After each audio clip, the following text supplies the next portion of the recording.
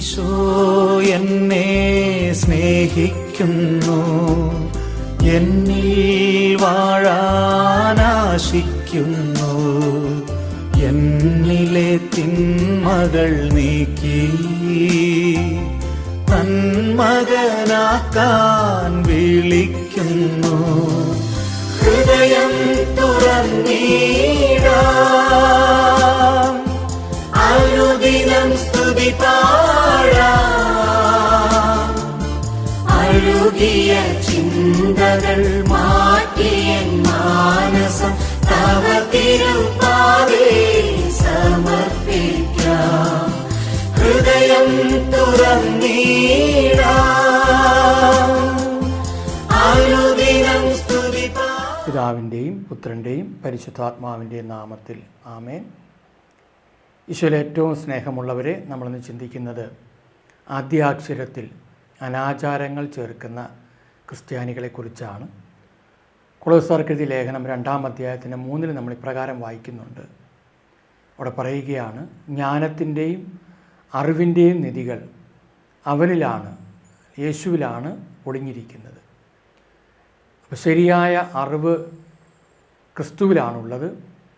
നമ്മൾ ഈ വരുന്ന നാളുകളിൽ വിദ്യാരംഭം, അതുപോലെ തന്നെ ആയുധപൂജ, വാഹനപൂജ, അങ്ങനെയുള്ള പൂജവെപ്പ്, പൂജയെടുപ്പ്, അങ്ങനെയുള്ള കാര്യങ്ങളെക്കുറിച്ചുള്ള മേഖലകളിലേക്ക് ജനങ്ങൾ തിരിയുന്ന ഒരു സമയമാണ്. ക്രിസ്ത്യാനി എപ്രകാരമായിരിക്കണം എന്നുള്ളതിനെക്കുറിച്ച് ഒന്ന് ചിന്തിക്കുകയാണ്.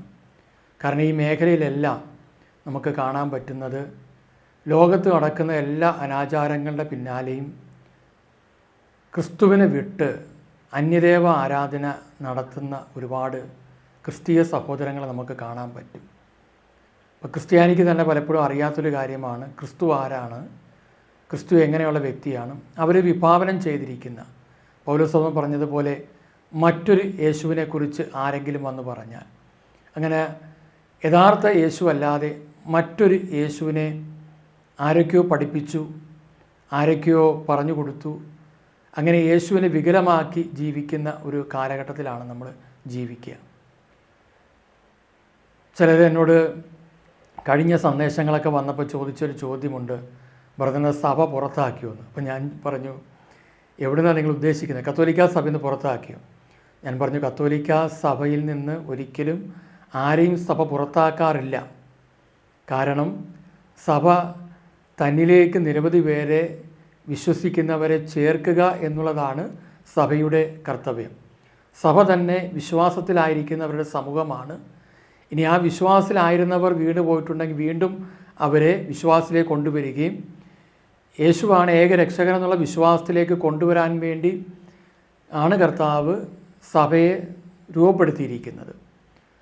അപ്പം ഒരിക്കലും സഭയിൽ നിന്ന് ആരെയും പുറത്തേക്ക് അല്ലെങ്കിൽ പുറത്താക്കുന്നില്ല. ഈ പുറത്താക്കുന്നു എന്ന് പറയുന്ന നമ്മൾ വിചാരിക്കുന്നവർ പലപ്പോഴും സഭയ്ക്ക് പുറത്തായിരിക്കാം. അവർ പ്രത്യക്ഷത്തിലകത്ത് പോലെ തോന്നുമെങ്കിൽ അവർ പുറത്തായതുകൊണ്ടാണ് ഈ പുറത്താക്കുന്നു എന്നൊരു വാക്ക് പറഞ്ഞുകൊണ്ടിരിക്കുന്നത്. അവർ ക്രിസ്തുവിൽ നിന്ന് പുറത്താണ്. അതുകൊണ്ട് തീർച്ചയായിട്ടും അവർ സഭയിൽ നിന്നും പുറത്താണ്, ക്രിസ്തു വിഭാവനം ചെയ്ത. അപ്പോൾ അതുകൊണ്ട് എന്നെ ആരും പുറത്താക്കിയിട്ടില്ല.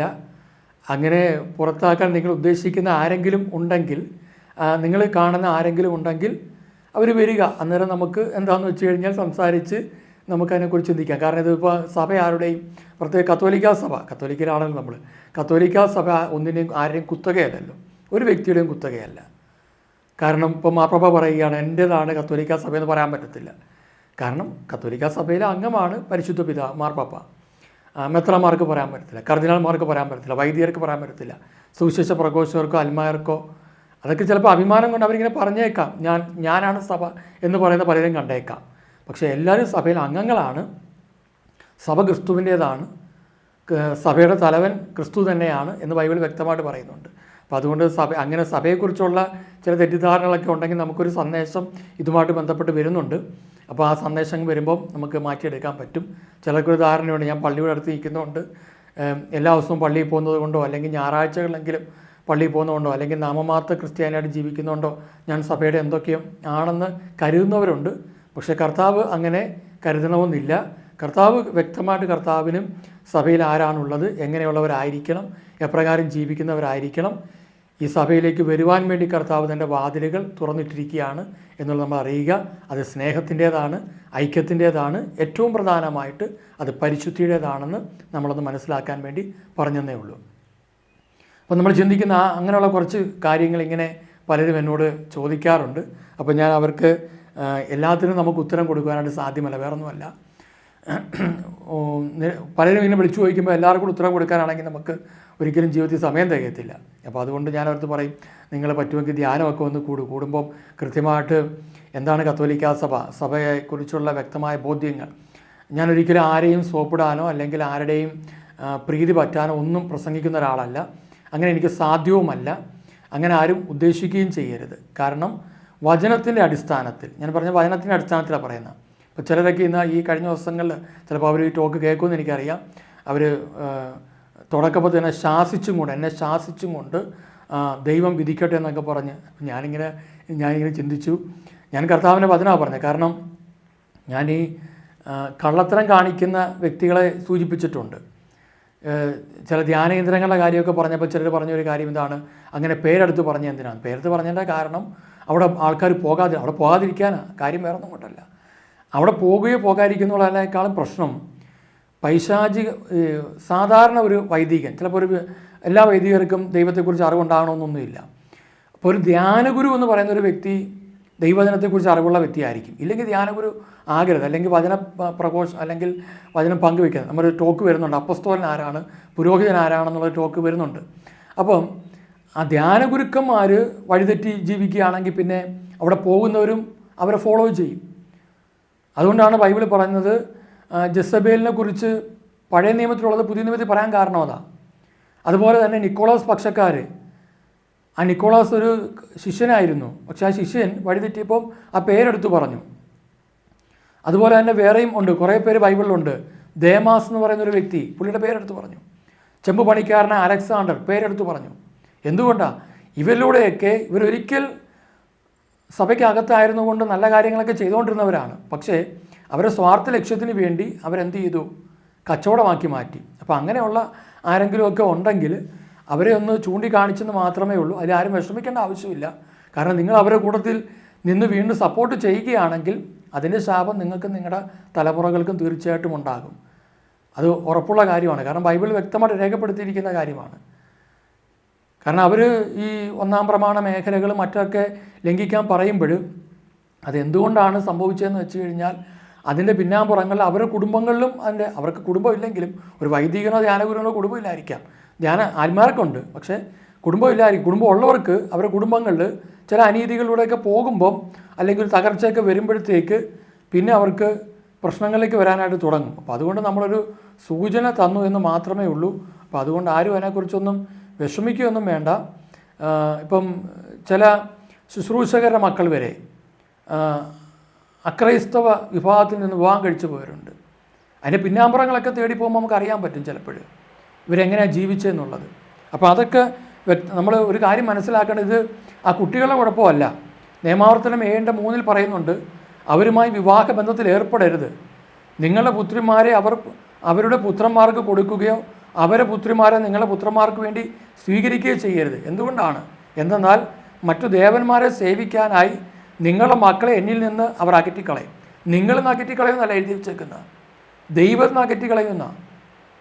നിങ്ങൾ നിന്നെ അവർ അകന്നുപോയി. പക്ഷേ ആ അകൽച്ച ചെന്ന് നിന്ന് എവിടെയാണെന്ന് വെച്ചാൽ നിങ്ങളുടെ മക്കൾ ആരുമായിട്ടുള്ളൊരു ബന്ധത്തിലാകുന്നോ ആ ബന്ധത്തിൽ അവരെന്തിനെ ആരാധിക്കുന്നോ ആ ആരാധനയിലേക്ക് അവർ കടന്നു വരും. അതാണ് അവിടെ പ്രശ്നം വന്നത്. ചിലപ്പോൾ നിങ്ങൾക്കത് പ്രശ്നമല്ലായിരിക്കാം, പക്ഷേ കർത്താവിന് പ്രശ്നമാണെന്നേ. അതുകൊണ്ടാണ്. അപ്പം നിങ്ങൾക്കത് പ്രശ്നമല്ലായിരിക്കാം. ഹോസിയ പ്രവചനം 4:6 നമ്മൾ വായിക്കുന്നുണ്ട്, അജ്ഞത നിമിത്തം എൻ്റെ ജനം നശിക്കുകയാണ്. അപ്പോൾ അതുകൊണ്ട് അങ്ങനെയൊക്കെയുള്ള കാര്യങ്ങൾ വരുമ്പോൾ നിങ്ങളൊന്ന് ചിന്തിക്കേണ്ടതായിട്ടുണ്ട്. സഭ യേശുവിൻ്റേതാണ്, പക്ഷേ നിങ്ങൾ വിഭാവനം ചെയ്ത പല സഭയുടെ മേഖലകളിലും യേശു ഉണ്ടാകണമെന്നില്ല. യേശു എല്ലാ കാര്യത്തിനും കൂട്ടി നിൽക്കുന്ന ആളല്ല. സകല തോന്നിവാസനവും കൂട്ടി നിൽക്കുകയാണെങ്കിൽ പിന്നെ ആ കർത്താവ് യഥാർത്ഥ കർത്താവല്ലെന്ന് നമുക്ക് പറയേണ്ടി വരും. അല്ലെങ്കിൽ കർത്താവിനെ പരിശുദ്ധിയെക്കുറിച്ച് എന്തിനാണ് പറഞ്ഞത് നമ്മൾ ചിന്തിക്കണം. അപ്പോൾ അതുകൊണ്ട് പുറത്താക്കലുകളൊന്നും നടന്നിട്ടില്ല. അതുപോലെ എതിർപ്പുകളുണ്ട്. ഞാനത് വലിയ കാര്യമാക്കുന്നില്ല. കാരണം യേശുവിന് വേണ്ടി മരിക്കാൻ തന്നെ തീരുമാനമെടുത്തൊരു വ്യക്തിയാണ് ഞാൻ. അപ്പോൾ അതുകൊണ്ട് ചുമ്മാതെ തള്ളുന്ന പറയുന്നതല്ല.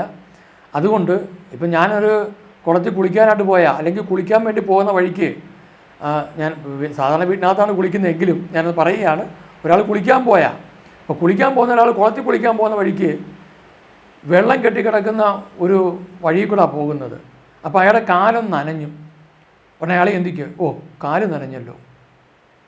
അയാൾ കുളിക്കാൻ പോയാൽ അയാൾ ചിന്തിക്കത്തില്ല, കാരണം കാല് നനഞ്ഞാലും കുഴപ്പമില്ല. കാര്യം എന്താണെന്ന് വെച്ച് കഴിഞ്ഞാൽ ഞാൻ എന്തായാലും കുളിക്കാൻ പോയാണ്, കുളത്തിൽ കുളിക്കാൻ പോയാൽ. അതുകൊണ്ട് വരാൻ പോകുന്ന എല്ലാ അവസ്ഥയും കണ്ടിട്ട് അതിന് മുമ്പിലുള്ള ചില ഉമ്മാക്കി പ്രശ്നങ്ങളെന്നൊക്കെ നമ്മൾ പറയത്തില്ലേ സാധാരണ വചനത്തിൽ, അങ്ങനെയുള്ള ഭീഷണികളെ ഒന്നും നമ്മൾ അധികം ഗവനിക്കുന്നില്ല. അങ്ങനെ ഏതെങ്കിലും സഭാ വ്യക്താവായിട്ട് വരുന്ന ആരെങ്കിലുമൊക്കെ ഉണ്ടെങ്കിൽ എനിക്ക് സന്തോഷമേ ഉള്ളൂ. പക്ഷേ നിങ്ങൾ ദൈവത്തിൻ്റെ മുമ്പിൽ വചനപ്രകാരമാണ് നിങ്ങൾക്ക് സംസാരിക്കാൻ താല്പര്യമുള്ളതെങ്കിൽ ഞാനും അതിന് തയ്യാറാണ്. ഡിബേറ്റൊന്നും ഞാൻ നിൽക്കുന്നില്ല. എങ്കിലും ദൈവവചനമാണ് ഇവിടെ പറയുന്നത്. അതുകൊണ്ട് മടുത്തു പലരും കേട്ടോ, ജനങ്ങളൊക്കെ മടുത്തു. കാരണം ജെറമ്യ 23:17 ഒരു വാക്കുണ്ട്, കർത്താവിൻ്റെ വാക്കിനെ പുച്ഛിച്ച് തള്ളുന്നവരോട് നിങ്ങൾ എല്ലാം നന്മയായിരിക്കുന്നുവെന്ന് നിരന്തരം പറയുന്നു. അവർ പുച്ഛിച്ച് തള്ളിയ ദൈവത്തിന് അതിനനുസരിക്കാൻ അടയ്ക്കുക. എന്നിട്ട് അവർക്ക് പറയാം, കുഴപ്പമൊന്നുമില്ലെന്നേ, നിങ്ങൾ ഞങ്ങളുടെ കൂടെ നിന്നാൽ എല്ലാ ഞായറാഴ്ചയും കുർബാനയ്ക്ക് വന്നാൽ മതി. അത്യാവശ്യം സ്തോത്രക്കാഴ്ചയ്ക്ക് ഇട്ട്, സ്തോത്രക്കാഴ്ച അല്ലല്ലോ ഇപ്പോൾ സ്നേഹക്കാഴ്ചയാണ്, സ്നേഹക്കാഴ്ചയ്ക്ക് ഇട്ട് പള്ളിക്കുള്ള വരിയൊക്കെ തന്ന് അത്യാവശ്യം ഞങ്ങൾ പറയുന്ന കണക്കുകളൊക്കെ സ്വീകരിച്ച് ഇങ്ങനെ പോയാൽ മതി എന്നുള്ള ഒരു രീതിയിൽ. ഇനി നിങ്ങൾ അങ്ങനെ തന്നില്ലെങ്കിൽ ആദ്യ കുർബാന, അതുപോലെ തന്നെ മാമോദീസ, പിന്നെ സ്ഥൈര്യലേപനം, വിവാഹം, അടക്ക്, ഇതൊന്നും ഞങ്ങൾ നടത്തത്തില്ലെന്നൊക്കെ പറഞ്ഞ് ഭീഷണിപ്പെടുത്തും. അപ്പോൾ അതൊക്കെ ചിലയിടത്ത് വില പോകും പല കാര്യങ്ങളും. പക്ഷേ ഈ കൃത്യമായിട്ട് കർത്താവിനെ കുറിച്ച് അറിയാവുന്നവരെടുത്തും സഭയുടെ ചില മേഖലകളെക്കുറിച്ച് വ്യക്തമായ ബോധ്യമുള്ളവരെടുത്തും ഈ നമ്മൾ ജീവിക്കുന്ന ഭാരതത്തിൻ്റെ നിയമം അറിയാവുന്നവരെടുത്തും ഇതൊന്നും വില പോകത്തില്ല എന്നും കൂടെ പറയാൻ ആഗ്രഹിക്കുകയാണ്. അപ്പോൾ അതുകൊണ്ട് ആരും ഭീഷണിയായിട്ടൊന്നും വരുന്നതിൽ തെറ്റൊന്നുമില്ല. അത് നിങ്ങളുടെ ഡ്യൂട്ടി ചെയ്യുക, നിങ്ങളതിനെ ഏർപ്പെടുത്തിയവരുടെ പണി നിങ്ങൾ ചെയ്തുകൊണ്ടിരിക്കുക. ഇവിടെ വിമർശനമോ കുറ്റപ്പെടുത്തലോ ഒന്നുമില്ല. പിന്നെ ചിലർ ചോദിച്ചൊരു കാര്യമാണ്, ഈ നമ്മൾ ഈ ഫസ്റ്റിലെ ഇത് കഴിയുമ്പോഴത്തേക്ക് മര്യാദശ്രമം എന്നുള്ള എഴുതി കഴിയുമ്പോഴത്തേക്ക് ഈ ക്യാഷിൻ്റെ ഒരു കാര്യം എഴുതിയിട്ടുണ്ട് അതിനകത്ത്, മദർ മേരിയുടെ ശുശ്രൂഷകളെ സഹായിക്കാൻ താല്പര്യമുള്ളവർ ബന്ധപ്പെടുക എന്നും പറഞ്ഞിട്ട്. പ്രിയമുള്ളവർ, അതുകൊണ്ട് ഇവിടെ ആരും ലക്ഷങ്ങളോ കോടികളോ ഒന്നും തന്നിട്ടില്ല. ഇപ്പോൾ കഴിഞ്ഞ 2 ആഴ്ചകളിലാണ് ഏറ്റവും കുറേ നാളുകൾക്ക് ശേഷം കൂടുതലായിട്ട് 5000 ആദ്യത്തെ ടോക്ക് കണ്ടു. 1-ാം പ്രമാണം ഓണാഘോഷവും, 2ാമത്തെ ടോക്ക് അന്യദേവ ആരാധനയുമായിട്ട് ബന്ധപ്പെട്ട അത് വഴി വരുന്ന രോഗങ്ങളെ, തകർച്ചകളെക്കുറിച്ചുള്ളത് കണ്ടു. അപ്പോൾ ഒരു 5000 പേര് ആദ്യം കണ്ടു, 2500 പേരും കണ്ടു. അതിനകത്ത് ഈ ബ്രൗസർ കണ്ടിട്ട് ഒരു പൈസ പോലും, ഞാൻ നുണ പറയത്തില്ല, കൃത്യമായ സത്യം തന്നെ പറയുന്ന, ഒരു പൈസ പോലും ആരും എനിക്ക് അയച്ചു തന്നിട്ടില്ല എന്നുള്ളത് സന്തോഷപൂർവ്വം അറിയിക്കുകയാണ്. ഒരു പൈസ പോലും. നമ്മുടെ ധ്യാനത്തിന് നമ്മൾ ഫീസ് മേടിക്കുന്നില്ല, ഒരു ധ്യാനത്തിന് നമ്മൾ ഫീസ് മേടിക്കുന്നില്ല. നമ്മൾ വേറെ ചില സെൻറ്ററുകൾ നടത്തിക്കൊണ്ടിരുന്ന സമയത്ത്, ഇപ്പോൾ നമ്മൾ മര്യാദശ്രമത്തിലാണ് നടത്തുന്നത്, മുമ്പ് നടത്തിക്കൊണ്ടിരുന്നപ്പം ആ സെൻറ്ററിന് കാശ് കൊടുക്കണമായിരുന്നു. അത് മിനിസ്ട്രിക്കകത്ത് ഇതൊരു വലിയ കൂട്ടായ്മ, വലിയ കാര്യങ്ങളൊന്നുമില്ല, കുറച്ച് പേരുണ്ട് ഇതിനകത്ത്. അവർ വിശ്വസ്തയോടെ അവർ തരുന്ന അവരുടേതായ ചില്ലിക്കാശുകൾ കൊണ്ടാണ് ഈ ശുശ്രൂഷകൾ മുന്നോട്ട് പോകുന്നത്. ഒരു വിദേശ സഹായവും നമുക്കില്ല എന്നുള്ളതും കൂടി പറയാൻ ആഗ്രഹിക്കുകയാണ്. ഈ ചോദ്യങ്ങൾ പലയിടത്തും വരുന്നതുകൊണ്ട് ചില ഉത്തരങ്ങൾ അങ്ങ് കൊടുത്തതേ ഉള്ളൂ കോമൺ ആയിട്ട്. അപ്പോൾ അതിന് പറ്റിയൊരു അസ്വസ്ഥത വേണ്ടല്ലോ. അപ്പോൾ അതിനോട് ഒരു മനുഷ്യൻ പോലും ഈ നിമിഷം വരെ, റെക്കോർഡ് ചെയ്യുന്ന ഈ നിമിഷം വരെ തന്നിട്ടില്ല എന്നുള്ളത് ഒന്ന് ഓർമ്മപ്പെടുത്തുകയാണ്. അപ്പോൾ ചിലർക്ക് ധാരണയുണ്ട്, അവിടെ ഇങ്ങനെ ഒരു ബ്രൗസർ ഇട്ടുകൊണ്ട് എല്ലാവരും ഇങ്ങനെ അതിനകത്തേക്ക് ഇങ്ങനെ ഗൂഗിൾ പേയിലേക്കും അക്കൗണ്ടിലേക്കും ഇഷ്ടംപോലെ പേര് കാശ് അയക്കുന്നു. തോന്നലാണ്. അങ്ങനെ അയച്ചു എന്ന് തോന്നുന്ന വ്യക്തികൾ ഇങ്ങനെ ഇങ്ങോട്ട് ചിന്തിക്കുക.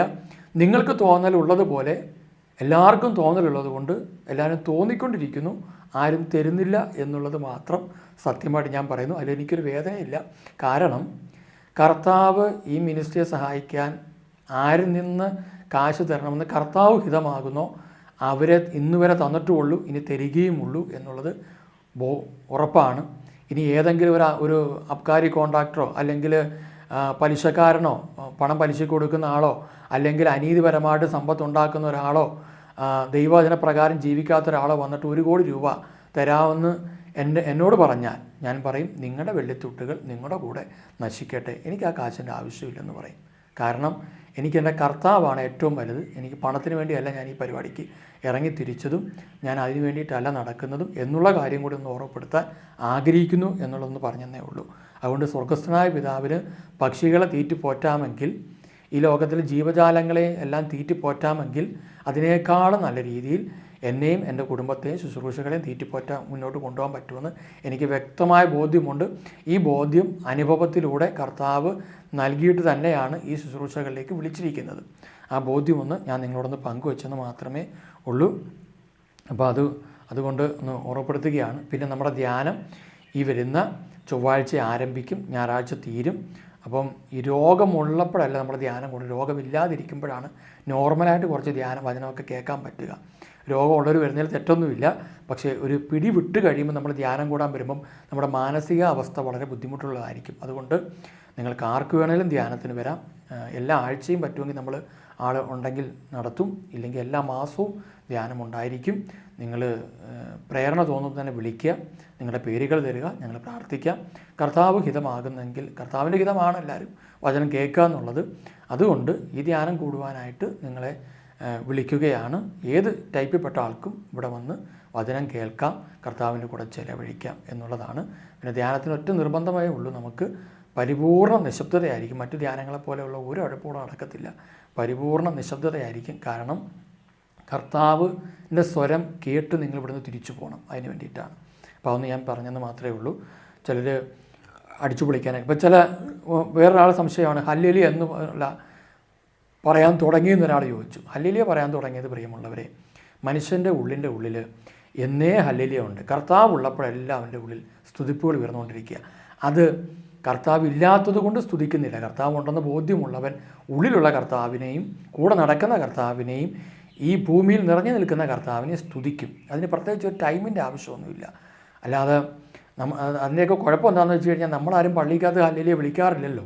അതിൻ്റെ ഒരു പ്രശ്നമാണ്. കരസ്മാരിക്ക് ധ്യാനം കൂടുമ്പോൾ മാത്രം ഹല്ലേലൂയ വിളിക്കുന്ന കുറച്ച് വ്യക്തികളായിട്ട് തന്നെ മാറിയിരിക്കുകയാണല്ലോ. അതിനെ പല രീതിയിൽ വിമർശിക്കുന്നവരും ഉണ്ടല്ലോ. കാരണം ഹല്ലേലൂയ എന്നുള്ള വാക്ക് പിശാചിനാണ് ഇഷ്ടമില്ലാത്തത്. അതുകൊണ്ട് അവൻ പല പരിപാടികളും ആസൂത്രണം ചെയ്യും. മറ്റു ചിലർ ചോദിച്ചത് പുതിയ നിയമം എന്തിനാ, പഴയ നിയമം എന്തിനാന്നുള്ളതാണ്. നിങ്ങൾ ആദ്യം പോയി പുതിയ നിയമം മര്യാദയ്ക്കൊന്ന് വായിക്കുക, അന്നേരം പഴയ നിയമം എന്തിനാണെന്ന് മനസ്സിലാക്കാൻ പറ്റും. അപ്പോൾ ഇങ്ങനെയുള്ള കുറച്ച് കാര്യങ്ങളൊന്ന് ഓർമ്മപ്പെടുത്തിയതേ ഉള്ളൂ. ഒക്ടോബർ 11 നമ്മുടെ ജാഗരണ പ്രാർത്ഥന. ഇനി നമുക്ക് നമ്മുടെ വിഷയത്തിലേക്ക് കടന്നു വരാം. നമുക്ക് സമയക്കുറവുണ്ട്, അപ്പോൾ അതുകൊണ്ട് വിഷയത്തിലേക്കൊന്ന് കടന്നു വരാം. ഇച്ചിരി നീണ്ടുപോയാലും നിങ്ങൾ അത് സ്വീകരിക്കണമെന്ന് ഓർമ്മപ്പെടുത്തുന്നു. പ്രിയമുള്ളവർ, നമ്മൾ ആദ്യാക്ഷരം എന്ന് പറയുമ്പോൾ ആദ്യമായിട്ട് അക്ഷരം കുറിക്കുന്ന ഒരുപാട് കുട്ടികളെ നമുക്ക് കാണാൻ പറ്റും. അപ്പോൾ ആ കുട്ടികൾ ഈ ആദ്യാക്ഷരം കുറിക്കുമ്പോൾ അതിനകത്തൊരു അന്ധവിശ്വാസം വരുന്ന ദിവസങ്ങൾ, അത് മറ്റു മതങ്ങൾക്ക് പ്രത്യേകമായിട്ട് ചില ദിവസങ്ങൾ അവർ നിശ്ചയിച്ചിട്ടുണ്ട്. ചില ദേവൻ ദേവിയുമായിട്ട് ബന്ധപ്പെട്ട് അത് കിടപ്പുണ്ട്. നമുക്കിനി 1-ാം പ്രമാണം വരുമ്പോൾ അതെല്ലാം കൃത്യമായിട്ട് നിങ്ങൾക്ക് പിന്നെ ചില മേഖലകൾ വിശദീകരിച്ച് തരും. അപ്പോൾ അതുകൊണ്ട് പറയുകയാണ്, നിയമാവർത്തനം 18:9, നിൻ്റെ ദൈവമായ കർത്താവ് തരുന്ന ദേശത്ത് നീ വരുമ്പോൾ ആ ദേശത്തെ ദുരാചാരങ്ങൾ, അവിടെ ഒരുപാട് ആചാരാനുഷ്ഠാനങ്ങളുണ്ട്, ദുരാചാരങ്ങളുണ്ട്, അതൊന്നും നീ അനുകരിക്കരുത്. അതിന് എന്തൊക്കെയാണെന്നുള്ള പിന്നെ നമുക്ക് വായിക്കാം. അതിലൊരു ദുരാചാരമാണ് വിദ്യാരംഭം കുറിക്കാൻ വേണ്ടിയിട്ട് ഒരു ദേവിയുടെ മുമ്പിൽ പോയിരുന്ന് ആദ്യാക്ഷരങ്ങൾ കുറിക്കുന്നു. അതും കുറിക്കുന്ന എന്താണെന്ന് വെച്ച് കഴിഞ്ഞാൽ, കുറിപ്പിക്കുന്ന വ്യക്തി ഏത് വിഭാഗത്തിൽപ്പെട്ട വ്യക്തിയാണോ ആ വ്യക്തി എന്തു കുറിപ്പിക്കുന്നു, ആ വ്യക്തി വിശ്വസിക്കുന്ന, ആചരിക്കുന്ന, അല്ലെങ്കിൽ ആ വ്യക്തി ഏത് മതവുമായിട്ട് ബന്ധപ്പെട്ടോ അതിനനുസരിച്ച് കുറിപ്പിക്കുന്നു. ഇപ്പം നിങ്ങൾ പറയുക, അങ്ങനെയാണെങ്കിൽ ചിലപ്പോൾ ഒരു അച്ഛനെ കൊണ്ട് ഞാൻ ചെയ്യിക്കുക, അല്ലെങ്കിൽ വീട്ടിലൊരു കാരണവരായിട്ട് നിൽക്കുന്ന ഒരു ശുശ്രൂഷനെ കൊണ്ട് ചെയ്യിക്കുകയാണ്. പുള്ളി യേശുവെന്ന് എഴുതും. യേശുവെന്ന് എഴുതിക്കും, യേശുവെന്ന് എഴുതണം. പക്ഷേ യേശുവെന്ന് എഴുതുമ്പോൾ ഒരു പ്രശ്നമുള്ളത്, ഇതിനു വേണ്ടി നിയോഗിക്കപ്പെട്ടിരിക്കുന്ന ഒരു ദിവസം തന്നെ, മറ്റു മതവിഭാഗം നിയോഗിക്കപ്പെടുന്ന ദിവസം തന്നെ യേശുവെന്ന് എഴുതണമെന്ന് എത്ര നിർബന്ധം? ജൂൺ മാസത്തിലാണ് സ്കൂൾ തുറക്കുന്നത്, 1-ാം തീയതി. അങ്ങനെയെങ്കിൽ നിങ്ങൾക്ക് മെയ് മാസം അവസാനം ചെയ്തൂടെ? ചെയ്യാമല്ലോ. അപ്പോൾ അന്ന് എഴുതിച്ചാൽ എന്താ കുഴപ്പമുള്ളത്? ഇത് ഈ ദിവസം തന്നെ എഴുതിക്കണം എന്താ നിർബന്ധം? കൊളോസ്സാർക്ക് എഴുതിയ ലേഖനം 3:17 നമ്മളിങ്ങനെ വായിക്കുന്നു, നിങ്ങൾ വാക്കാലോ പ്രവൃത്തിയാലോ എന്ത് ചെയ്താലും, എന്ന് വെച്ചാൽ വാക്കാൽ ചെയ്താലും പ്രവൃത്തിപരമായിട്ട് ചെയ്താലും അതെല്ലാം കർത്താവായ യേശു വഴി പിതാവായ ദൈവത്തിന് കൃതജ്ഞത അർപ്പിച്ചുകൊണ്ട് അവൻ്റെ നാമത്തിൽ ചെയ്യണം.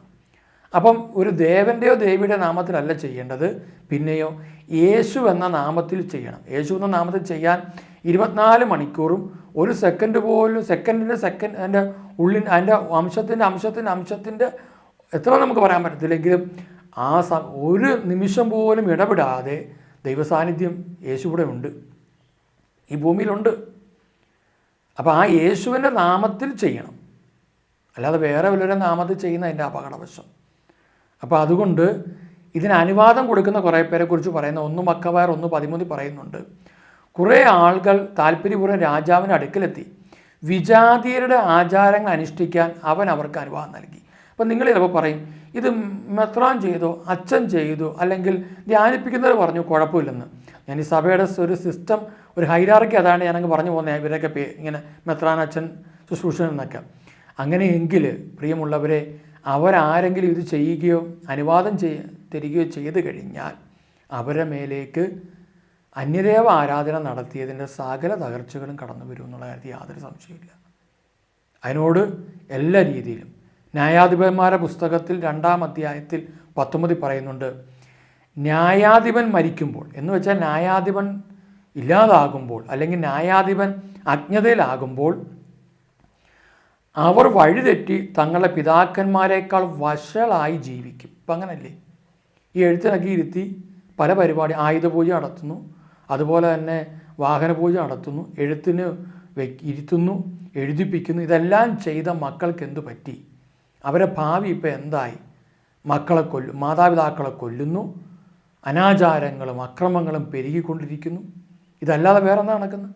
എന്നിട്ട് പറയുകയാണ്, പിതാക്കന്മാരെക്കാൾ വഷളായി ജീവിക്കും, മറ്റു ദേവന്മാരെ സേവിച്ചും നമസ്കരിച്ചും അവരെ പിന്നാലെ പോകും. ഇപ്പം അതിൽ നടക്കുന്ന ഒരു കൃത്യതയില്ലല്ലോ. മറ്റു ദേവന്മാരെ സേവിക്കുക, അവിടെ ചെല്ലുമ്പോൾ എഴുത്തിനിരുത്തുന്ന ആളെ കുമ്പിടണം. ബൈബിളുണ്ട് ഇതൊക്കെ. കുമ്പിടണം, അയാളുടെ കാലെ തൊട്ട് വന്ദിക്കുന്നു, എന്നിട്ട് നമസ്കരിക്കുന്നു, അവരെ പിന്നാലെ പോകും. തങ്ങളുടെ ആചാരങ്ങളും മർക്കടമുഷ്ടിയും അവർ ഉപേക്ഷിച്ചില്ല. സങ്കീർത്തനം 106:35 അവർ അവരോട് ഇടകലർന്ന് അവരുടെ ആചാരങ്ങൾ ശീലിച്ചു. നിങ്ങളുടെ അപ്പുറത്തെ വീട്ടിൽ താമസിക്കുന്നവരും ഇപ്പുറത്തെ വീട്ടിൽ താമസിക്കുന്നവരും ഈ ആചാരം ഉണ്ടായിരിക്കാം. ക്രിസ്ത്യൻ സ്കൂളുകളൊക്കെ ഇന്ന് അക്രൈസ്തവർ വടക്കേ ഇന്ത്യയിലൊക്കെ അടിച്ചു പൊളിക്കുന്നുണ്ടെങ്കിൽ ക്രിസ്തുവിനെ കുറിച്ച് പറഞ്ഞവരെ ദ്രോഹിക്കുന്നത് ക്രിസ്തു പീഡനമാണ്. പക്ഷേ അവിടെ ക്രിസ്തുവിൻ്റെ പേരിലൊരു സ്കൂളോ കോളേജോ ഹോസ്പിറ്റലോ നടത്തിയിട്ട് അത് അടിച്ചു പൊളിക്കുകയാണെങ്കിൽ അത് ക്രിസ്തീയ പീഡനമാണെന്ന് പറയാൻ പറ്റത്തില്ല. എന്തുകൊണ്ടാണെന്ന് വെച്ച് കഴിഞ്ഞാൽ അവിടെയെല്ലാം ക്രിസ്തുവിനെ ആരാധിക്കുന്ന. ഇതിൻ്റെ ഇടയ്ക്ക് ഒരാൾ എന്നോട് പറഞ്ഞതാണ്, ഞാനൊരു പുസ്തകത്തിൻ്റെ കാര്യം പറഞ്ഞായിരുന്നു, കരുണയുടെ അവസാന മണിക്കൂർ. എന്താ എൻ്റെ കള്ളത്തരമൊന്നും പിന്നെയും ഞാൻ ആവർത്തിച്ച് പറയാൻ ആഗ്രഹിക്കുന്നില്ല. പക്ഷേ ഈ ബൈബിള് എന്ത് ചെയ്യുന്നറിയാമോ? ബൈബിൾ പകർത്തി അങ്ങോട്ട് എഴുതിയിട്ട് അതിനകത്തുള്ള കാര്യങ്ങൾ എഴുതിയിട്ട് സ്വന്തമായിട്ട് എനിക്ക് കിട്ടിയ വെളിപ്പെടുത്തലാണെന്ന് പറഞ്ഞ് എഴുതുന്ന ചില മനുഷ്യരുണ്ട്. അങ്ങനെ വഞ്ചിക്കുന്നവരെ കുറിച്ചാണ് ഞാൻ പറഞ്ഞത്. ആ വ്യക്തി എന്നോട് പറഞ്ഞത് 3-ാം പ്രാവശ്യം ബുക്ക് വായിക്കാൻ പോയെന്നാണ്. ഞാൻ ആ വ്യക്തിക്ക് ഉത്തരവൊന്നും കൊടുത്തില്ല. ഞാനിത് കോമൺ ആയിട്ട് ഇതുപോലെ ചിന്തിക്കുന്നവർ പലരും ഉള്ളതുകൊണ്ട് എല്ലാവരും കൂടെ ഫോൺ വിളിച്ച് പറയാൻ പറ്റാത്തതുകൊണ്ട് ഞാനങ്ങ് തീർത്തു പറയുകയാണ്. നിങ്ങൾ ഈ 3-ാം പ്രാവശ്യം ഈ പുസ്തകം വായിക്കാതെ ബൈബിൾ വായിച്ചു തുടങ്ങും. അപ്പം നിങ്ങളുടെ ഉള്ളിൽ ജീവൻ്റെ വചനം കടന്നു വരും, അല്ലെങ്കിൽ ചേട്ടത്തിയുടെ വചനമായിരിക്കും കടന്നു വരുന്നത്. ഞാനത് വായിച്ചത് കൊണ്ടാണ് ഞാനീ പറഞ്ഞത്. കാരണം ബൈബിൾ പകർത്തിയിട്ട് സ്വന്തം പേരിലാക്കി അതിൻ്റെ ഒരു കച്ചവടം. ഞാനിത് ഇറക്കിയവരെയൊക്കെ പല ഇതുമായിട്ട് ഞാൻ കേരളത്തിന് പുറത്ത് പല സ്ഥലത്ത് ചെല്ലുമ്പോൾ ഒരു സ്ഥലത്ത് ചെന്നപ്പോൾ ഞാൻ കണ്ട ഒരു ആശ്രമത്തിൽ ചെന്നപ്പോൾ കണ്ടതാണ്. അവിടെ നല്ല മനോഹരമായൊരു പശുവിൻ്റെ പടം വെച്ചിരിക്കുക. പശുവിൻ്റെ പടം. ഇപ്പോൾ പശുവിൻ്റെ പടം വെച്ചിരിക്കുന്നത് എന്തിനാണെന്ന് ഞാൻ ചോദിച്ചപ്പോൾ പറഞ്ഞു, അല്ല അത് അവിടെ ഇരിക്കട്ടെ, കുഴപ്പമില്ല അത് എന്ന് പറയുക. എനിക്കെന്തിനാ മനസ്സിലായി. കാരണം ഈ മൃഗാരാധന അല്ലെങ്കിൽ പശുവിനെ ആരാധിക്കുന്ന വിഭാഗക്കാരെ പ്രീതിപ്പെടുത്താൻ വേണ്ടി അവരുടെ ഹോളിനകത്ത് ഈ ലിവിങ് റൂമിൽ വെച്ചിരിക്കുകയത്. നമ്മൾ കണ്ടു കഴിഞ്ഞാൽ പെട്ടെന്ന് മനസ്സിലാകത്തില്ല, കാരണം നല്ലൊരു ആർട്ട് വർക്കാന്ന് തോന്നും. പക്ഷേ ഉള്ളിൻ്റെ ഉള്ളിൽ ഇതാണ് ലക്ഷ്യം. പശുവിൻ്റെ ആരാധന നടന്നവർ, അക്രൈസ്തവ ആരാധന നടത്തി അന്യദേവ പൂജ നടന്നവർ ക്രിസ്തുവാണ് ഏകരക്ഷകനെ നടത്തി തിരിച്ചു വന്നപ്പം ഈ ക്രിസ്ത്യാനിയുടെ പേര് നടക്കുന്ന കുറച്ച് പേർ അങ്ങോട്ട് ചാടിയിരിക്കുക. ഇവരെ നമ്മൾ എന്ത് വിളിക്കും? ചിന്തിച്ചു നോക്കണം. ഹിന്ദുവും മുസ്ലിങ്ങളും തങ്ങളുടെ വിശ്വാസം ഉപേക്ഷിച്ച് ഇങ്ങോട്ട് വന്നു. ക്രിസ്തുവാണ് ഏകരക്ഷകൻ. ഇവിടെ ഏകരക്ഷകനാണെന്നും പറഞ്ഞ് ബാനർ മാത്രം ഒട്ടിച്ചിട്ട് നടക്കുന്ന കുറേ പേര് അങ്ങോട്ട് ചാടിയിരിക്കുക. അതുകൊണ്ട് ഇപ്പോൾ എന്ത് പറ്റിയെന്ന് വെച്ചാൽ ഒരു കൃത്യമായിട്ടൊന്നുമില്ല. നിയമാവർത്തന പുസ്തകത്തിൽ പറയുന്നുണ്ട്, ഞാനെന്ന് കൽപ്പിക്കുന്ന ഈ വചനങ്ങൾ നിങ്ങളുടെ ഹൃദയത്തിലുണ്ടായിരിക്കണം. ഇന്ന് വചന ഹൃദയത്തിലില്ല. 6:6 എഴുതി വെച്ചേക്കുക. ഹൃദയത്തിൽ സൂക്തങ്ങളാണ്. ഒരാൾ എഴുതി വെച്ചിരിക്കുക കമൻറ്റ്, ഞാൻ സൂക്തങ്ങൾ വായിച്ചിട്ടുണ്ട്, പിന്നെ കുറേ ചരിത്രങ്ങൾ. നിങ്ങൾ ബൈബിൾ വായിക്കുക, അപ്പോൾ ക്രിസ്തു ആരെന്ന് അറിയാൻ പറ്റും. ഇത് വായിച്ച ഒരുപാട് പേരുണ്ട്.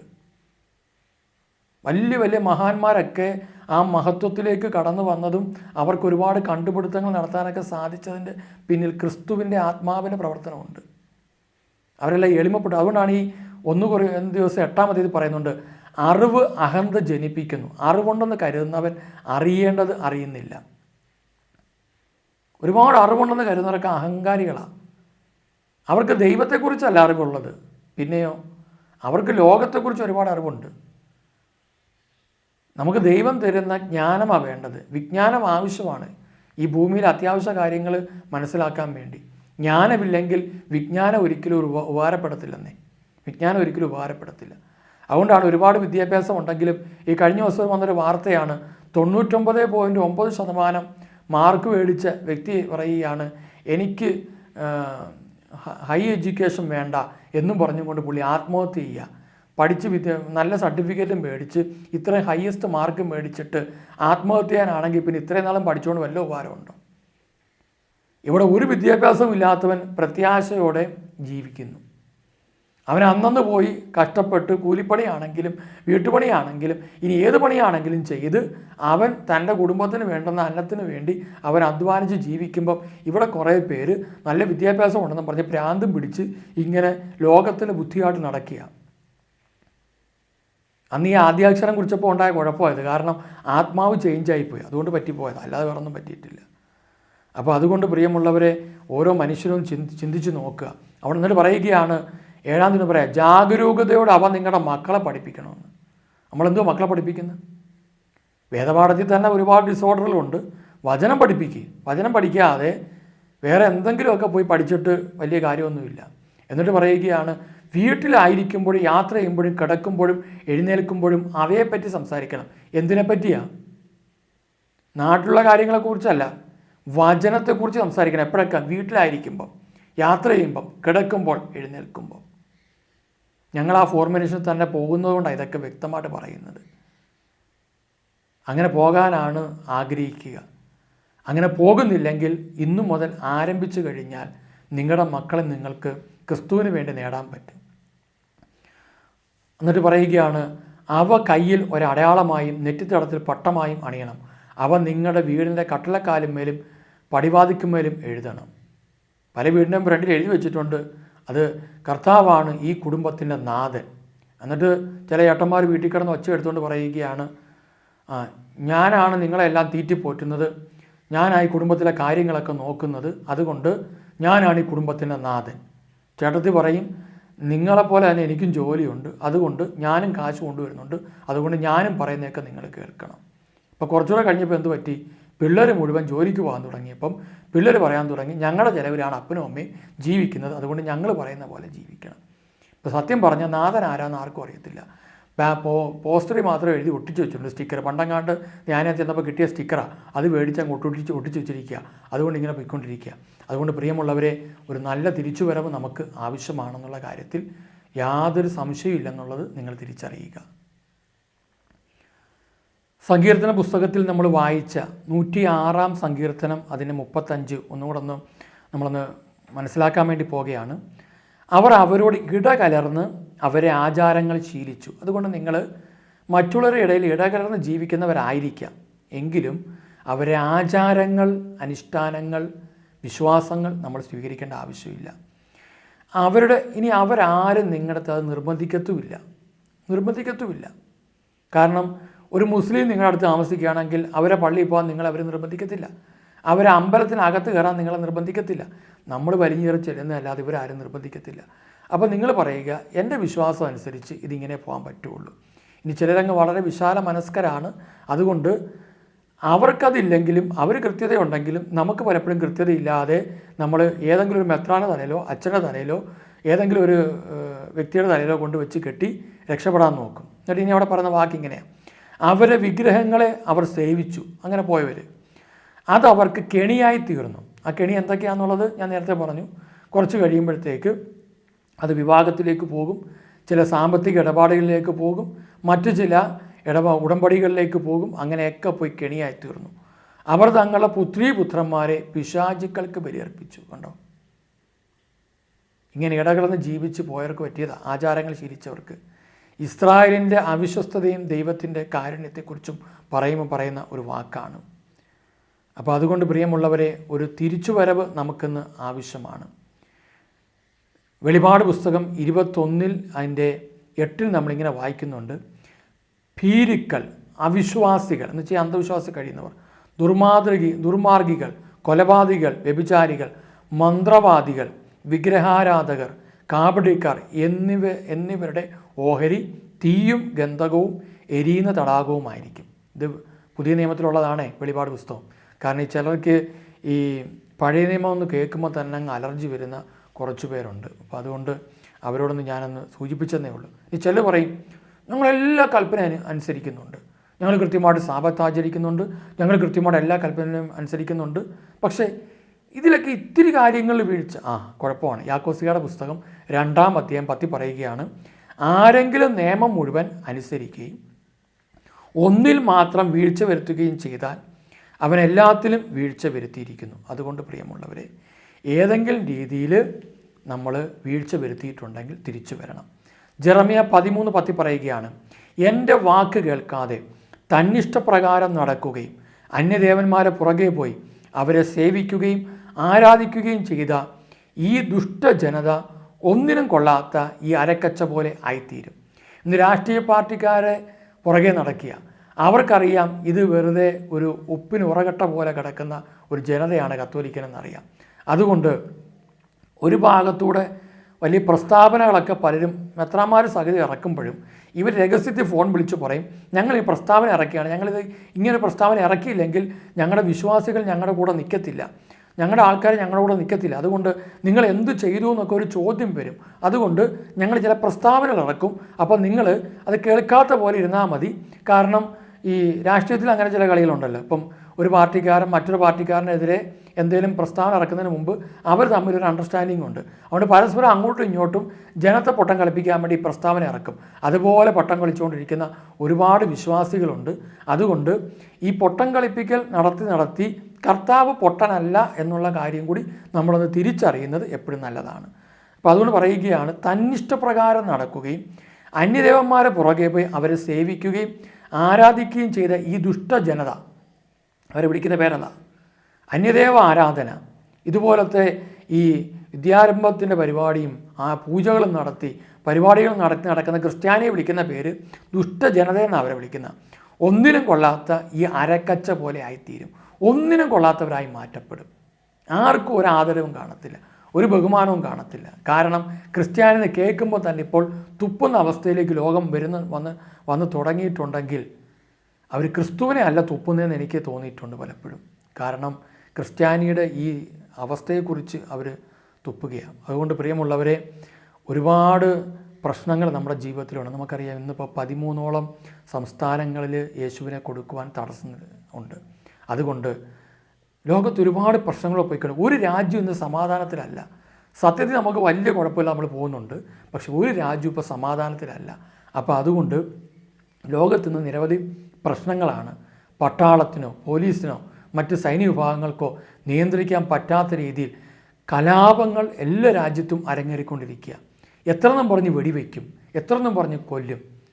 ആകെ ഏകാധിപതികളായ വ്യക്തികൾ ഭരിക്കുന്ന സ്ഥലങ്ങളിൽ മാത്രം ഭയപ്പെട്ട് കലാപമില്ല. ജനാധിപത്യമെന്ന് പറയുന്ന സ്ഥലങ്ങളിലെല്ലാം കലാപം പൊട്ടിപ്പുറപ്പെട്ട് കഴിഞ്ഞു എന്നുള്ളത് നമ്മൾ അറിഞ്ഞിരിക്കണം. ഉത്തര കൊറിയയിൽ ആരും കലാപം ഉണ്ടാക്കത്തില്ല, കാരണം അവനൊന്ന് ചിന്തിക്കുമ്പോൾ തന്നെ അവനെ കൊന്നുകളയും. ചൈനയിലും അപ്രകാരമൊക്കെ തന്നെ സംഭവിക്കാറുണ്ട്, റഷ്യയിലും അങ്ങനെയൊക്കെ സംഭവിക്കാറുണ്ട്. അതുപോലെ ഏകാധിപതികളായ പലരും പ്രവർത്തിക്കുന്ന പല സ്ഥലങ്ങളിൽ ഇതുണ്ട്. പക്ഷേ ആത്മാവ് വേറെയാണെന്ന് മാത്രം, അവിടെ എങ്ങും സ്നേഹമില്ലെന്നുള്ള സത്യം. പക്ഷേ പിശാച് പല രീതിയിൽ അങ്ങനെയുള്ള ചില ഏകാധിപതികളെ കൊണ്ടുവരാൻ വേണ്ടി ഈ അന്ത്യകാലഘട്ടങ്ങളിൽ പിശാചിൻ്റെ ആധിപത്യം ഇവിടെ കൊണ്ടുവരാൻ വേണ്ടി, ഏകലോക ഭരണം ഇവിടെ കൊണ്ടുവരാൻ വേണ്ടി, ഒരു അധിപതിയാകുന്ന എതിർ ക്രിസ്തുവിനെ അന്തിക്രിസ്തുവിനെ കൊണ്ടുവരാൻ വേണ്ടി പിശാച് ഒരുക്കുന്ന തന്ത്രങ്ങളാണിതെല്ലാം. അങ്ങനെ പല സംസ്ഥാനങ്ങളിലും ഇന്ന് യേശുവിനെ കൊടുക്കുവാൻ വളരെയേറെ തടസ്സമുണ്ട്. കേരളത്തിലും അധികം വിദൂരമല്ലാതെ അത് കടന്നു വരും എന്നുള്ളത് യാതൊരു സംശയമില്ല. കേരളത്തിന് പുറത്തുള്ള സംസ്ഥാനങ്ങളിൽ ക്രിസ്തുവിനെ കൊടുക്കാൻ മറ്റു മതവിഭാഗങ്ങളിൽപ്പെട്ടവരാണ് എതിർക്കുന്നതെങ്കിൽ കേരളത്തിൽ ക്രിസ്തുവിനെ കൊടുക്കാൻ ഏറ്റവും മുമ്പന്തി നിൽക്കുന്നത് ക്രിസ്ത്യാനികളുടെ ഇടയിലുള്ള ക്രിസ്ത്യാനികൾ. കത്തോലിക്ക സഭയിലാണെങ്കിൽ കത്തോലിക്ക സഭയിലുള്ള അധികാരികൾ തന്നെ അതിനെതിരെ പ്രവർത്തിച്ചുകൊണ്ടിരിക്കുക. അതുകൊണ്ട് ഒരു കാര്യം മനസ്സിലാക്കേണ്ടത്, എനിക്ക് സഭാധികാരികളോട് എന്തെങ്കിലും പറയാനുണ്ടെങ്കിൽ, നിങ്ങൾ ആരെങ്കിലും അവർക്കിതൊക്കെ ഷെയർ ചെയ്ത് കൊടുക്കുകയും പറയാനുള്ളത്, നിങ്ങൾ കർത്താവിൻ്റെ ഇതുപോലെ ഈ ബൈബിൾ എഴുതി വെച്ചതുപോലെയുള്ള തകർച്ചകൾ വേടിക്കരുത് എന്ന് പറയുമ്പം ദൈവവചനത്തിന് വിരുദ്ധമായിട്ട് നിൽക്കുന്ന ഒരു പ്രവൃത്തി നിങ്ങളുടെ ഭാഗത്തുണ്ടാകരുത്. നിങ്ങൾ ഇല്ല എന്നൊക്കെ പറഞ്ഞാലും രഹസ്യത്തിൽ നിങ്ങൾ നടത്തുന്ന പല മീറ്റിങ്ങുകളിലും ഈ കരസ്മാറ്റിക് ശുശ്രൂഷയോ ആത്മീയ ശുശ്രൂഷയോ അൽമാനെതിരെയുള്ള പുതിയ പുതിയ രഹസ്യ നിയമങ്ങൾ നിങ്ങൾ മുന്നോട്ട് കൊണ്ടുവരുമ്പം ഒരു കാര്യം ഓർത്തുകൊള്ളുക, ചിലപ്പോൾ നിങ്ങൾ നാളെ നിങ്ങളിട്ടിരിക്കുന്ന വസ്ത്രങ്ങൾ മാറ്റി കൊന്തയും വെന്തിങ്ങയൊക്കെ മാറ്റി പറയും, ഞങ്ങൾ ക്രിസ്ത്യാനികളാണെങ്കിലും നിങ്ങൾ പറയുന്ന പോലെയൊക്കെ ഞങ്ങൾ ജീവിച്ചോളാമെന്നും പറഞ്ഞ് ബാലിൻ്റെ മുമ്പിൽ നിങ്ങൾ മുട്ടുമടക്കുമായിരിക്കാം. പക്ഷേ ഒരു കാര്യം നിങ്ങൾ അറിഞ്ഞുകൊള്ളുക, അങ്ങനെ മുട്ടുമടക്കാത്ത കുറേ മനുഷ്യർ ഇവിടെ ഉണ്ട് എന്നുള്ള കാര്യത്തിൽ നിങ്ങൾക്ക് യാതൊരു സംശയവും വേണ്ട. കാരണം ബൈബിളിൽ സംഖ്യാപുസ്തകം 23:9 പറയുന്നുണ്ട്, മലമുകളിൽ നിന്ന് ഞാൻ അവരെ നിരീക്ഷിക്കുന്നു. വേറിട്ട് പാർക്കുന്ന ഒരു ജനം, ജനതകളോട് ഇടകലരാത്ത ഒരു ജനം എന്ന് വെച്ചാൽ സഭയ്ക്കുള്ളിൽ തന്നെ വേറിട്ട് പാർക്കുന്ന ഒരു ജനമുണ്ട്. ഇതുപോലുള്ള, ഞാൻ ഇച്ചിരി ഒന്ന് മനസ്സിലാകാൻ വേണ്ടി പറയുക, ഇതുപോലെ തന്ത്രങ്ങളിലും തരികിടകളിലും കൂട്ടുനിൽക്കാത്ത ഒരു ജനം ഇന്ന് സഭയ്ക്കുള്ളിലുണ്ട്. അവർ വിശുദ്ധി നോക്കി നിശബ്ദമായിട്ടിരിക്കുന്നത് എളിമയാണെന്ന് വിചാരിക്കരുത്. അവരാരും നിശബ്ദരല്ല, പക്ഷേ അവർ ഉള്ളുകൊണ്ട് വേദനിക്കുന്നവരുടെ ശബ്ദമായി മാറുവാൻ ആഗ്രഹിക്കുന്നു. അതുകൊണ്ട് പറഞ്ഞു പോയെന്നേ ഉള്ളൂ.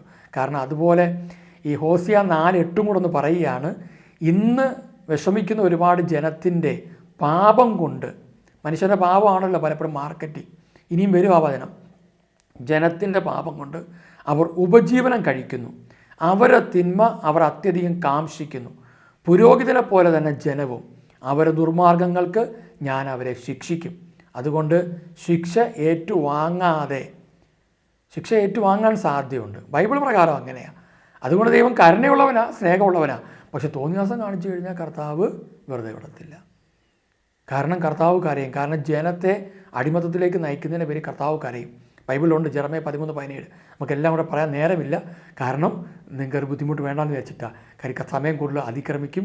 അപ്പോൾ അതുകൊണ്ടാണ്. അതുകൊണ്ട് പ്രിയമുള്ളവരെ, എല്ലാ തന്ത്രവും ഉപേക്ഷിച്ച് കണ്ണുനീരോടെ ദൈവസന്നിധി പറയണം, കർത്താവേ ഞാൻ അങ്ങേക്കെതിരാണ് പലപ്പോഴും, അതുകൊണ്ട് അങ്ങയുടെ കൂടെ നിൽക്കാൻ തക്ക ഒരു എളിമ എനിക്ക് തരണമേ, എൻ്റെ അഹങ്കാരത്തെ ഒന്ന് മാറ്റി എന്നെ എളിമപ്പെടുത്തണമേ. പ്രിയമുള്ളവരെ, കർത്താവിൻ്റെ ആ സ്നേഹത്തിൻ്റെ മുമ്പിൽ നമുക്കൊരിക്കലും ആ കരുണ, നമ്മൾ ഇത്രയും തോന്നിയാസം കാണിച്ചിട്ട് ഇങ്ങനെയൊക്കെ കർത്താവ് നമ്മളെ സ്നേഹിക്കുന്നില്ലേ, കരുണ കാണിക്കുന്നില്ലേ? അതുകൊണ്ട് ഒന്ന് തിരിച്ചു വരിക, തിരിച്ചു വന്ന് കർത്താവിൻ്റെ ഹിതപ്രകാരം ജീവിക്കാൻ തീരുമാനമെടുക്കുക. ദൈവം ഈ സന്ദേശങ്ങൾ നിങ്ങൾ മറ്റുള്ളവർക്ക് കൈമാറണമെന്ന് അയച്ചു കൊടുക്കണമെന്ന് പറയുകയാണ്. ഞാൻ ഇതുവരെ നിങ്ങൾക്ക് സബ്സ്ക്രൈബ് ചെയ്യാനോ ലൈക്ക് ചെയ്യാനോ ഒന്നും പറഞ്ഞിട്ടില്ല. അതിൻ്റെ കാരണം നമുക്കതിനേക്കാളൊക്കെ ലക്ഷ്യം എന്താണെന്ന് വെച്ചാൽ നിരവധി പേര് സുവിശേഷം അറിയണം. ഒരുപാട് പേര് വേദനിക്കുന്നവരുണ്ട്, എന്തു ചെയ്യണമെന്നറിയാതെ കിടന്ന് വിഷമിക്കുന്നവരുണ്ട്, തെറ്റിദ്ധാരണയിൽപ്പെട്ട് ഉഴലുന്നവരുണ്ട്. അപ്പം ക്രിസ്തു നിങ്ങളെ സ്നേഹിക്കുന്നെന്നും നിങ്ങളുടെ ജീവിതത്തിൽ ക്രിസ്തു സൗഖ്യം തരാനും അനുഗ്രഹിക്കാനും കടന്നു വന്നവനാണ്. അവനെ ഭയപ്പെടാതെ വചനമനുസരിച്ച് കർത്താവിൻ്റെ കൂടെ ജീവിക്കണമെന്നും യേശുവിലൂടെ മാത്രമേ രക്ഷയുള്ളൂ എന്നും പറയുക എന്നുള്ളതാണ് ഈ ശുശ്രൂഷയുടെ ലക്ഷ്യം. അതുകൊണ്ട് നിങ്ങൾക്ക് സാധിക്കുന്നിടം പേര് ഇത് കേൾക്കുന്നവർ ധ്യാനം കൂടണമെന്ന്, ഇനിയൊരു ധ്യാനം നിങ്ങൾ ചിന്തിക്കുന്നുണ്ടെങ്കിൽ ഞങ്ങളുടെ അടുത്തേക്ക് വരിക, നമുക്ക് ഒരുമിച്ച് വചനം കേട്ട് ധ്യാനിക്കാം. അതോടൊപ്പം തന്നെ കുടുംബങ്ങളായിട്ടുള്ളവർക്ക് വേണ്ടിയിട്ടുള്ള ധ്യാനമുണ്ടെന്ന് വെച്ചാൽ ഒരു കുടുംബത്തിൽ അപ്പൻ, അമ്മ, മക്കൾ, കൊച്ചുമക്കൾ, അല്ലെങ്കിൽ അവരെ മാതാപിതാക്കൾ എത്ര പേര്, രണ്ട് വിഭാഗത്തിൻ്റെ മാതാപിതാക്കൾ, ഭാര്യയുടെയും ഭർത്താവിൻ്റെയും മാതാപിതാക്കൾ, അങ്ങനെ ഒരുമിച്ച് ചിന്തിക്കുമ്പം ആ കുടുംബത്തിൽ എവിടെയാണോ നമുക്ക് ദൈവത്തിൻ്റെ കൃപ കടന്നു വരാൻ തടസ്സമുള്ളതെന്നൊക്കെ കണ്ടുപിടിക്കാൻ എളുപ്പമാണ്. അങ്ങനെയുള്ള ധ്യാനങ്ങളും നമ്മൾ ക്രമീകരിച്ചിട്ടുണ്ട്. ഒരു ആത്മീയ മേഖലയിലൂടെ നമുക്ക് കടന്നു വരാം. ക്രിസ്തുവിനെ കൂടുതൽ അറിയാം. അധിക സമയമൊന്നും ഇനി നമുക്കില്ല. കാരണം പലപ്പോഴും തടസ്സങ്ങളായി തുടങ്ങി എല്ലായിടത്തും. അതുകൊണ്ട് പ്രിയമുള്ളവരെ, പള്ളികളിലൊന്നും പലപ്പോഴും സത്യമൊന്നും ഇനി പ്രഘോഷിക്കപ്പെടും നിങ്ങൾ ആരും വിചാരിക്കേണ്ട. കാരണം അവിടെയൊക്കെ ഒരുമാതിരി ഇങ്ങനെ തട്ടിക്കൂട്ടിയൊക്കെ പോകുക, ആരെയും പിണക്കാതൊക്കെ പോകുന്ന ഹെറോദേസിൻ്റെ ആൾക്കാർ പലയിടത്തും ഉണ്ട്. ഹെറോദേസ് അങ്ങനെയാണല്ലോ, എനിക്കും അവനെ പോയി ആരാധിക്കണം, അതുകൊണ്ട് നിങ്ങൾ പോയി ആരാധിച്ചിട്ട് എൻ്റെ അടുത്തേക്ക് വരിക എന്നൊക്കെ പറയുന്ന തന്ത്രശാലികളായ ഹെറോദേസ് പലയിടത്തും ആയിക്കഴിഞ്ഞു. അപ്പോൾ അതുകൊണ്ട് ജെന്യുവിനായിട്ട് പോകുന്ന, കർത്താവിൽ വിശ്വസ്തയോടെ പോകുന്ന മക്കളെ കർത്താവ് കാണുന്നുണ്ട്. അതുകൊണ്ട് നമുക്ക് കർത്താവിൻ്റെ വചനത്തിൽ ആഴപ്പെടാം, കർത്താവിൻ്റെ സ്നേഹത്തിൽ ആഴപ്പെടാം, അനുഗ്രഹങ്ങളെല്ലാം സ്വന്തമാക്കാം. നിങ്ങൾ ഈ സന്ദേശം കേട്ടതിനും ഇത് ക്ഷമയോടെ കേട്ടതിനെല്ലാം നന്ദി. ഇത് നിങ്ങൾ മറ്റുള്ളവർക്ക് പകർന്നു കൊടുക്കുക, പങ്കുവെച്ച് കൊടുക്കുക. ധ്യാനങ്ങൾക്ക് വേണ്ടി പ്രാർത്ഥിക്കുക, ശുശ്രൂഷകൾക്ക് വേണ്ടി പ്രാർത്ഥിക്കുക. ജാഗരണ പ്രാർത്ഥനയിൽ സാധിക്കുന്നവർ രാത്രി 11 മണി മുതൽ 3 മണി വരെയാണ് പങ്കെടുക്കുക. നേരത്തെ ബുക്ക് ചെയ്യണം, ഗൂഗിൾ മീറ്റ് വഴിയാണ്. അപ്പോൾ അതുകൊണ്ട് ബുക്ക് ചെയ്ത് നമുക്ക് ഒരുമിച്ച് ഈ ലോകത്ത് കർത്താവിൻ്റെ നാമം പടുത്തുയർത്താം. കർത്താവിൻ്റെ കൃപ നിങ്ങളുടെ കൂടെ ഉണ്ടായിരിക്കട്ടെ. പിതാവിൻ്റെയും പുത്രൻ്റെയും പരിശുദ്ധാത്മാവിൻ്റെയും നാമത്തിൽ ആമേൻ. എല്ലാവർക്കും നന്ദി. Praise the Lord. Thank you. വിളിക്കുന്നു ഹൃദയം തുറന്നീടാം, അനുദിനം സ്തുതി പാടാം. അഴുകിയ ചിന്തകൾ മാറ്റിയ മാനസം തവ തിരുപാദേ സമർപ്പിക്കാം. ഹൃദയം തുറന്നീടാം, അനുദിനം സ്തുതി പാടാം.